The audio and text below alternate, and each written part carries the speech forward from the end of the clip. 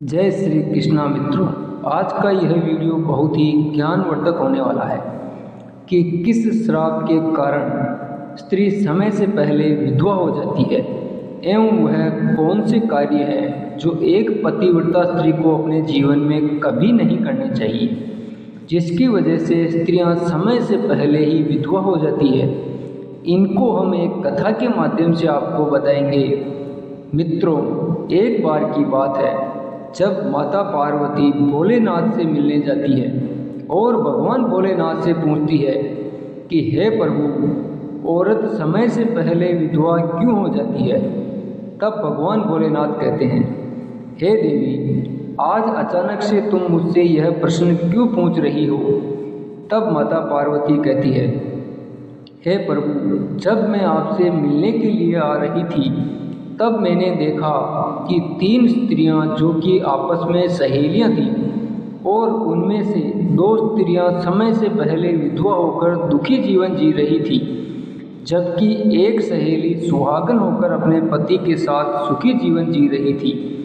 यह बात मेरे समझ में नहीं आई कि एक स्त्री पति के साथ सुखी जीवन व्यतीत कर रही है और वहीं 2 स्त्रियां विधवा होकर दुखी जीवन जी रही है, और इसे देखकर मेरे मन में 3 प्रश्न उठ रहे हैं। इसीलिए मैं आपसे यह चाहती हूँ कि आप मेरे इन तीनों प्रश्नों के उत्तर देकर मेरे मन को संतुष्ट करने की कृपा करें। इस प्रकार माता पार्वती की बात सुनकर भगवान भोलेनाथ कहते हैं कि हे देवी, तुम अपने तीनों प्रश्नों को बिना किसी संकोच के मुझे पूछो।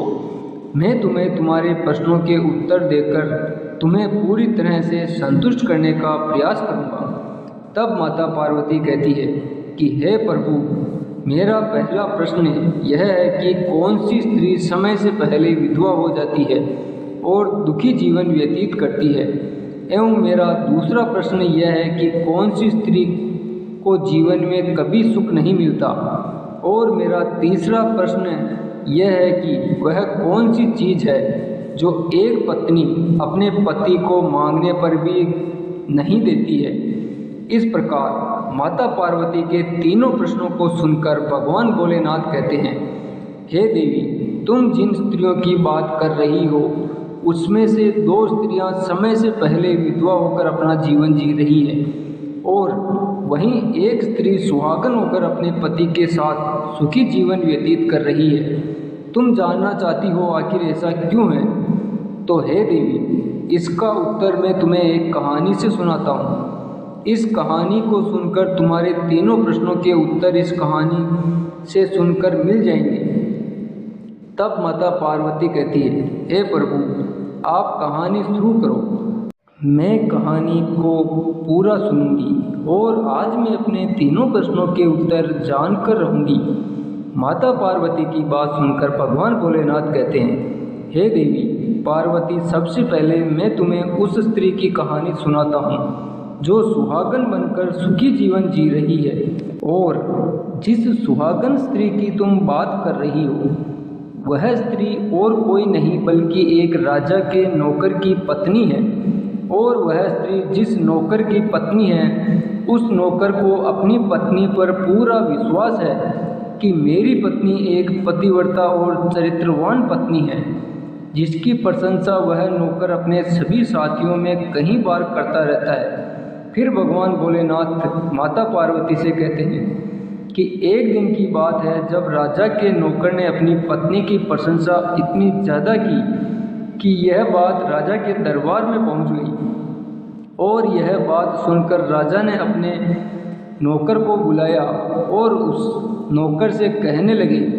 कि तुम हर किसी से कहते हो कि मेरी पत्नी चरित्रवान और पतिव्रता स्त्री है। क्या यह वास्तव में तुम्हारी पत्नी एक चरित्रवान और पतिव्रता स्त्री है?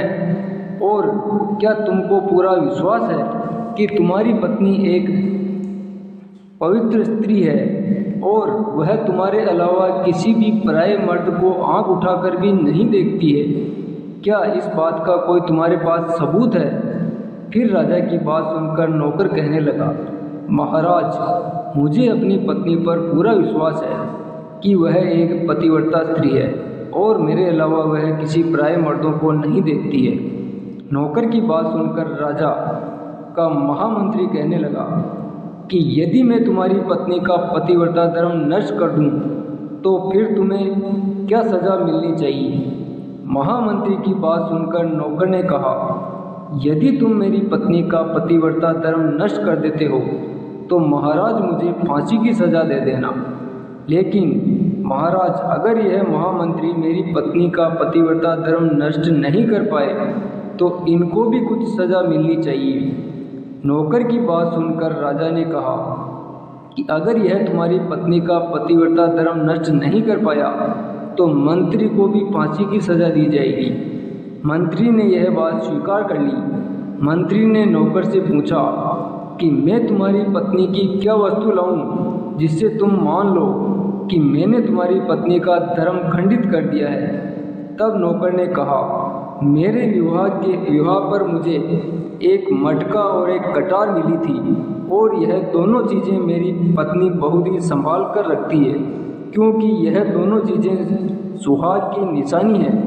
और मेरी पत्नी के गुप्तांग के पास कोई निशानी, यदि तुम यह तीनों चीज़ें मेरी पत्नी से लाकर मुझे दिखा दोगे तो मैं मान जाऊंगा कि मेरी पत्नी का पतिव्रता धर्म तुमने नष्ट कर दिया है। तब मंत्री ने नौकर की यह शर्त स्वीकार कर ली, और वह मंत्री शहर जाता है और एक दूती से जाकर मिलता है, और जो काम कोई नहीं कर सकता था वह काम वह दूती कर देती थी।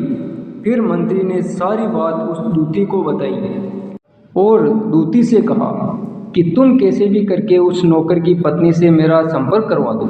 इसके लिए मैं तुम्हें जितना भी धन चाहिए मैं उतना धन तुम्हें देने को तैयार हूँ। फिर मंत्री की बात सुनकर दूती कहने लगी, मंत्री, तुम जिस औरत की बात कर रहे हो वह औरत पूरी तरह से पतिव्रता है और वह किसी की भी बातों में आने वाली नहीं है। तुमको वह मटका और कटार नहीं देगी और वह तेरी ओर थूकेगी और तेरी खाल उतार लेगी। यह बात सुनकर मंत्री कहने लगा, यदि तू मेरा संपर्क नहीं करवा सकती है तो एक काम कर दे, तू उसके घर जाकर उसका मटका और कटार चुरा कर मुझे दे दे, और उसकी पत्नी के गुप्तांग के पास यदि कोई निशानी हो तो वह निशानी मुझे देखकर बता दे, फिर मैं तुझे मुँह मांगा धन दूंगा। बस तू मेरा यह काम कर दे। मंत्री की यह बात सुनकर दूती के मन में धन का लालच आ गया और उसने कहा, ठीक है, मैं तुम्हारा यह काम अवश्य करूँगी, लेकिन इसके लिए तुझे मुँह मांगा धन देना पड़ेगा। मंत्री ने कहा, ठीक है, और वह दूती उस नौकर के घर जाती है और नौकर की पत्नी से जाकर बोलती है, बेटी, मैं तेरे पति की बुआ हूँ, मैं यहाँ कई सालों बाद आई हूँ। फिर नौकर की पत्नी ने कहा, मैंने आपको पहले कभी देखा नहीं है, इसीलिए मैं आपको पहचान नहीं पाई। और इस प्रकार वह दूती नौकर के घर में घुस गई। इस प्रकार नौकर की पत्नी ने दूती को बुआ समझकर बहुत सम्मान दिया, मगर उसे नहीं पता था कि यह दूती है और उसके साथ छल करने आई है। इस प्रकार वह दूती उस पतिव्रता स्त्री के साथ 2 दिन तक रुकी, और जिस समय वह स्त्री स्नान करने लगी तो दूती उठकर उस स्त्री के शरीर को रगड़ने लगी। उस पतिव्रता स्त्री ने बहुत मना किया, लेकिन वह दूती नहीं मानी और कहने लगी कि मैं बहुत सालों बाद तुमसे मिली हूँ, इसलिए मुझे मना मत करो, तुम मुझे मेरी बेटी से ज़्यादा प्यारी हो। ऐसा कहकर वह दूती उसके मुँह पर हाथ फेरने लगी और फिर आँखों को धोने के बहाने उस पतिव्रता स्त्री की आँखों में पानी मार दिया और उस स्त्री की आंखें बंद हो गई। और फिर इस तरह से उसने गुप्तांग के पास जांघ पर एक तिल था जो उसने देख लिया, और इस प्रकार बहुत चालाकी से दूती ने अपना काम कर लिया। फिर जब वह पतिव्रता स्त्री खाना बनाने के लिए रसोई में गई तो दूती ने मौका पाकर मटका और कटार चुरा लिया और वहां से भाग गई और सीधा जाकर मंत्री के पास पहुंची और उस मंत्री को वह मटका और कटार दे दिया एवं उस नौकर की पत्नी के जांघ पर तिल की निशानी है यह भी बता दिया। और मंत्री मटका और कटार लेकर सीधा राजा के दरबार पहुंचा और राजा से कहने लगा, महाराज, मैं नौकर की पत्नी के साथ 2 दिन रहकर आया हूँ और यह मटका और कटार उसी ने मुझे दिया है। फिर मंत्री की बात सुनकर राजा ने दरबार लगाया और उस नौकर को यह सब दिखाने को कहा जो कि मंत्री उस दूती से लेकर आया था। फिर राजा के कहने पर मंत्री ने उस नौकर को मटका और कटार दिखाई और उसकी पत्नी की जांघ पर तिल है यह भी बताया। मंत्री की यह बात सुनकर नौकर भी मान गया कि वास्तव में आज मेरी पत्नी ने अपना पतिव्रता धर्म नष्ट कर दिया है, और इस प्रकार नौकर का अपनी पत्नी से विश्वास खत्म हो गया।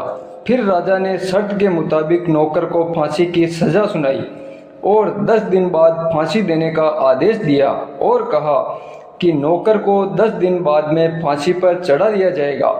जब फांसी की सजा सुनाई गई तो नौकर को अपनी अंतिम इच्छा पूछी गई और नौकर ने अपनी अंतिम इच्छा में पत्नी से मिलना मांगा, और फिर राजा ने नौकर को आज्ञा दी कि तुम अपनी पत्नी से मिल सकते हो।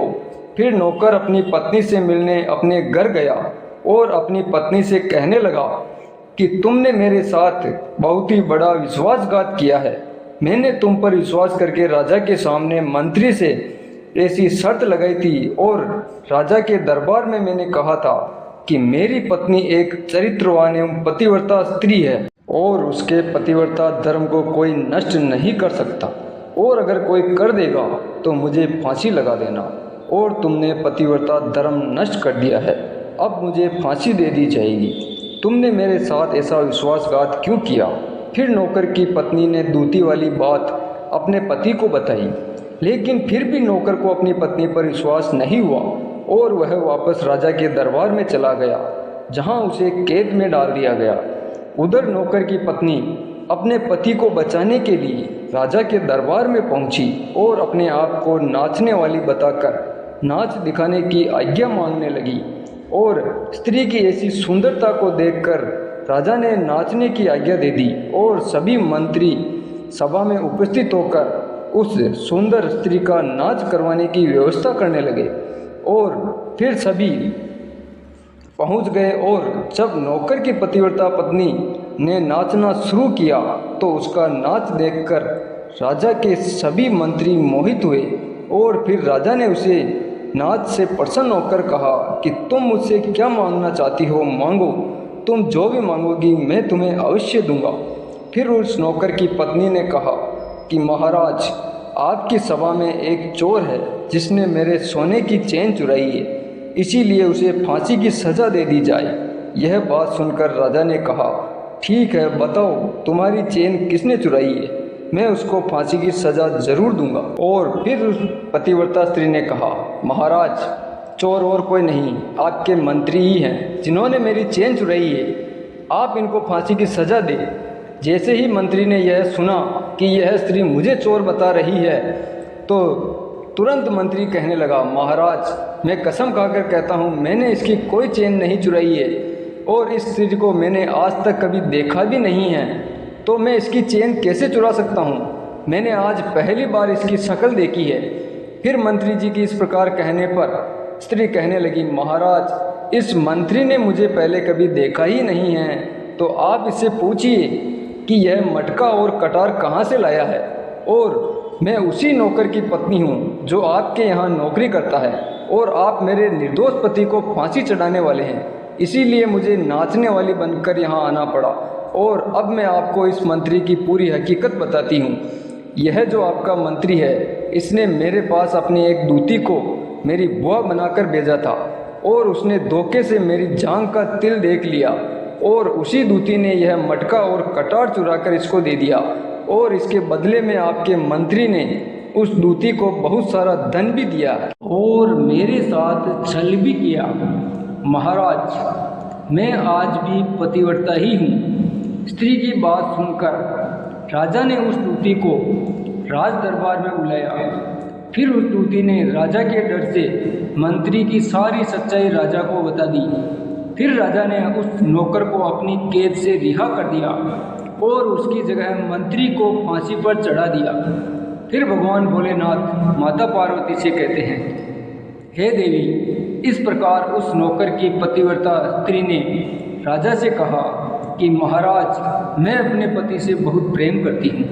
मैं एक पतिव्रता स्त्री हूँ और मैं कभी भी अपने मुँह से अपने पति का नाम तक नहीं लेती हूँ। फिर भगवान भोलेनाथ कहते हैं, हे देवी, इस प्रकार मेरी कहानी पूरी हुई। अब तुम अपने तीनों प्रश्नों के उत्तर सुनो। तुम्हारा पहला प्रश्न था कि कौन सी स्त्री समय से पहले विधवा होती है। तो जो स्त्रियां अपने मुंह से अपने पति का नाम लेती है और उनको हमेशा नाम से बुलाती है, वे स्त्रियां समय से पहले विधवा हो जाती है और बिना पति के दुखी जीवन व्यतीत करती है। क्योंकि यदि कोई स्त्री अपने पति का नाम मुंह से लेती है तो पति की उम्र कम हो जाती है। तुम जिन 3 सहेलियों की बात कर रही हो, उनमें से 2 विधवा इसी कारण हुई है और उनमें से एक नौकर की पत्नी थी जो कि पतिव्रता स्त्री थी। यह स्त्री कभी भी अपने पति का नाम मुंह से नहीं लेती थी, जिसके कारण वह आज भी सुहागन है और सुखी जीवन जी रही है। और वो 2 स्त्रियां जो समय से पहले विधवा होकर दुखी जीवन जी रही है, वह हमेशा अपने पति का नाम लेकर बुलाती रहती थी, जिसके कारण उनके पति की उम्र कम होती चली गई और फिर दोनों के पति की मृत्यु हो गई। इसीलिए अपने पति का नाम अपने मुंह से नहीं लेना चाहिए। और तुम्हारा दूसरा प्रश्न यह था कि कौन सी स्त्री को जीवन में कभी सुख नहीं मिलता और वह पति के होते हुए भी सदा दुखी जीवन जीती है। तो जो स्त्रियां अपने पति की बिना अनुमति के किसी तीर्थ स्थान या उत्सव में जाती है, वह स्त्री कभी भी सुखी जीवन नहीं जी पाती है। ऐसी स्त्रियां जीवन भर दुखी ही रहती है और उन्हें अपने पति का प्यार कभी नहीं मिलता है। फिर भगवान भोलेनाथ माता पार्वती से कहते हैं कि तुम्हारा तीसरा प्रश्न था कि ऐसी कौन सी चीज़ है जो पत्नी अपने पति को मांगने से भी नहीं देती है। तो वह चीज़ है कि एक संस्कारी और चरित्रवान स्त्री कभी भी अपने पति को गाली नहीं देती है, और जो स्त्रियां अपने पति को गाली देती है वह स्त्रियां कभी भी चरित्रवान नहीं होती है और ऐसी स्त्रियां जीवन भर दुखी रहती है। उसके जीवन में सुख कभी नहीं आता है, न ही और समय से पहले ही ऐसी स्त्रियां विधवा हो जाती है और नरक को भोगती है। इस प्रकार माता पार्वती ने अपने तीनों प्रश्नों के उत्तर को पाकर बहुत प्रसन्न होती है और कहती है, हे प्रभु, क्या सही में जो स्त्री चरित्रवान होती है वह कभी दुखी जीवन नहीं जीती है। तो भगवान भोलेनाथ कहते हैं, नहीं देवी, क्योंकि ऐसे घर में लक्ष्मी सदा वास करती है और धन दौलत और खुशियाँ हमेशा उनके घर में प्राप्त होती रहती है। ऐसा घर स्वर्ग के समान होता है।